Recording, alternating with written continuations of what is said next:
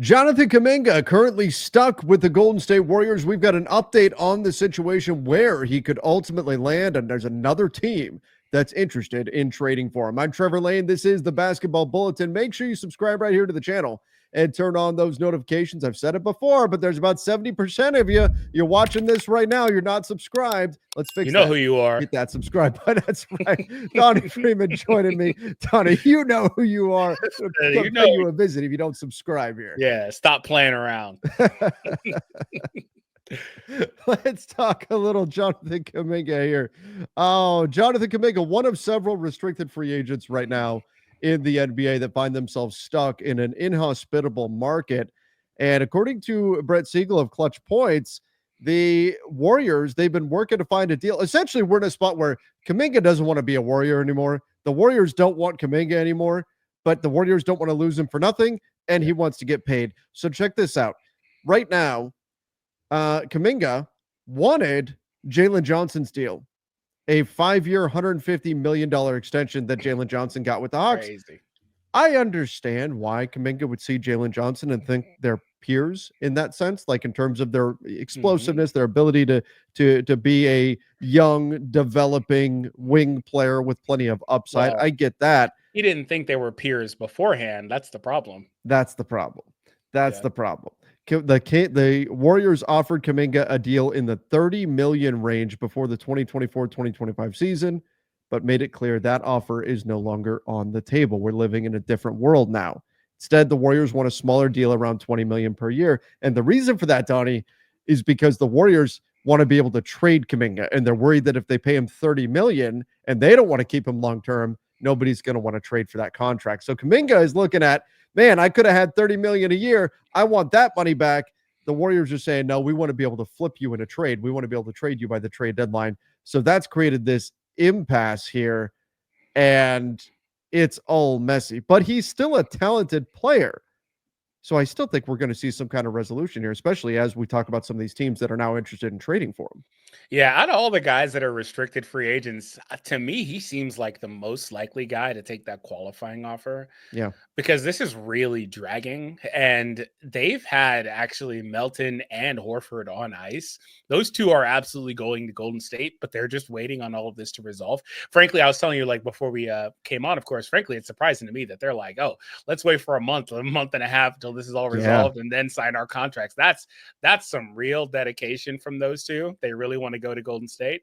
But I think out of all those guys, Kuminga, it just makes the most sense because he turned that deal down. He wants that money back. It's not there for him anymore. He doesn't want to take less, especially on a long-term situation. And he wants to go elsewhere. So it just sounds like he's going to either have to accept what they're giving him or try to recoup value. And that, that's a fair point. Like, what happens? What if Al Horford says, you know what, like, I'm done worrying about, messing up my ankle if I step off a curb or something. Like, I want to sign my contract. And DeAnthony Melton has a long injury history. I'm sure he wants to sign his contract too. Players don't just sit in bubble wrap all summer. They go, they train, they work out. We already saw Jaren Jackson Jr. got hurt in an offseason workout. So Horford, Melton, what if they put pressure on and say, hey, we're not going to wait anymore for you guys to figure out how much money you're going to actually have available. Now, at that point, maybe the Warriors just say, hey, we're only going to have veteran minimum to give you then. And these guys are waiting to get a little bit more, assuming that maybe they will have a portion of their mid-level exception, maybe at least the taxpayer mid-level to give. So maybe that's the incentive. But still, if those guys grow impatient, maybe that forces the Warriors' hand a bit here. As far as an actual trade, though, the Phoenix Suns, boy, Donnie, I look at what's mentioned here. Phoenix was going to get Kuminga in the 3-team Kevin Durant trade until KD killed that deal.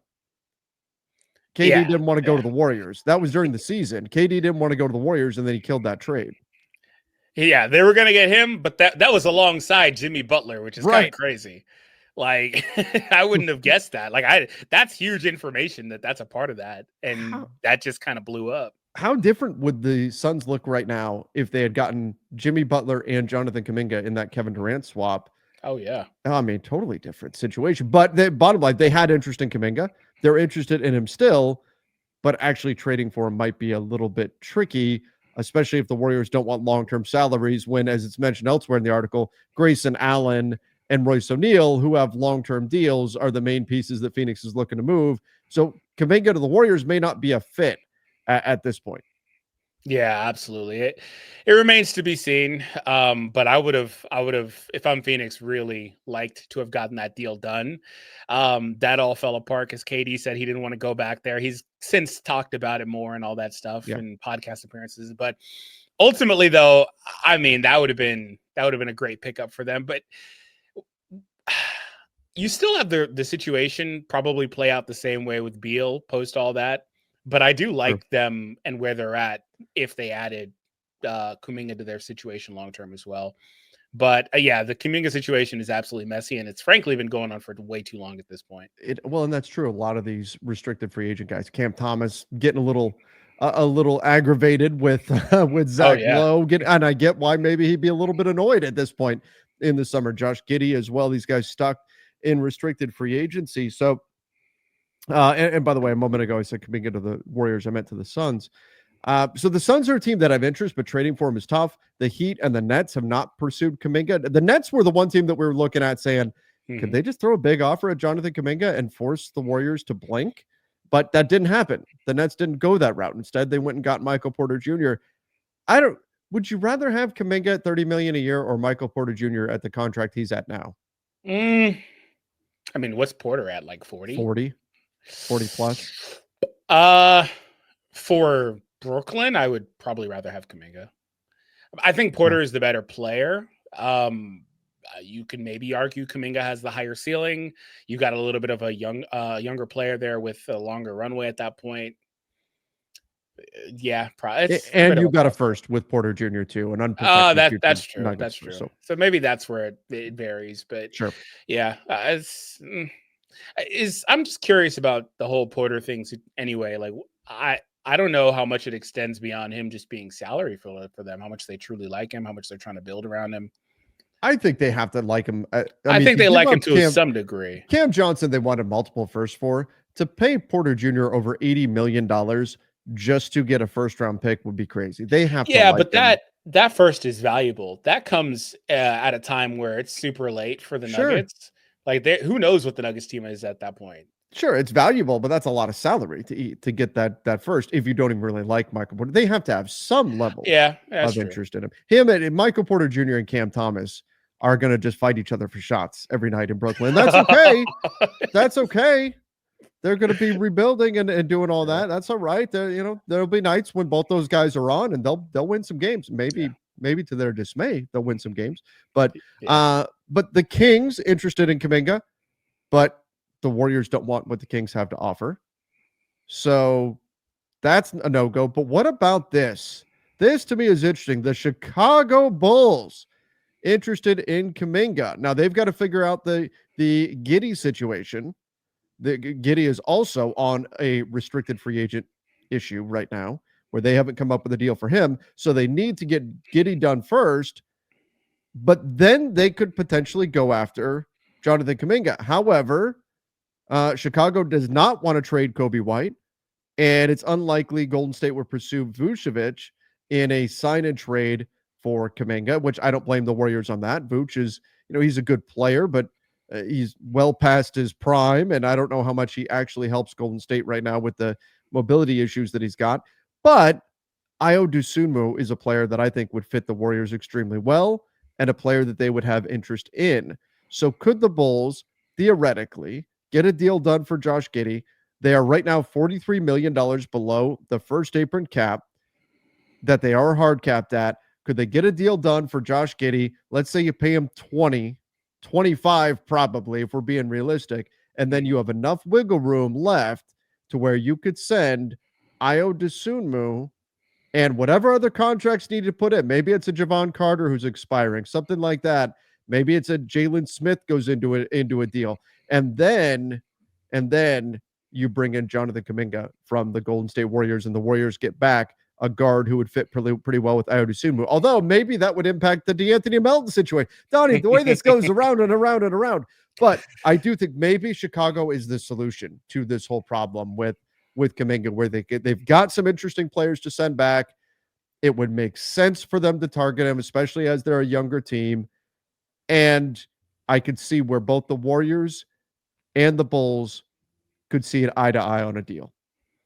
Yeah, makes sense. If you're Chicago, is that the right decision to make in terms of like which of the guards you're Donnie, when giving was up? the last time Chicago made the right decision? we're hopeful that they'll start making the right decisions, but they've got 3 of those high usage, high minute guards there. Like, is Yeah. that the right one to give up? Ayo Dosunmu? Probably not. I probably would come off of Kobe White and be more willing to Ooh. move him. They're more favoring Kobe. Mm-hmm. And I get why, but he's a high scoring guard. He needs the ball. Josh Giddey, I could see Ayo Dosunmu fitting better long term with Josh Giddey than Kobe White does.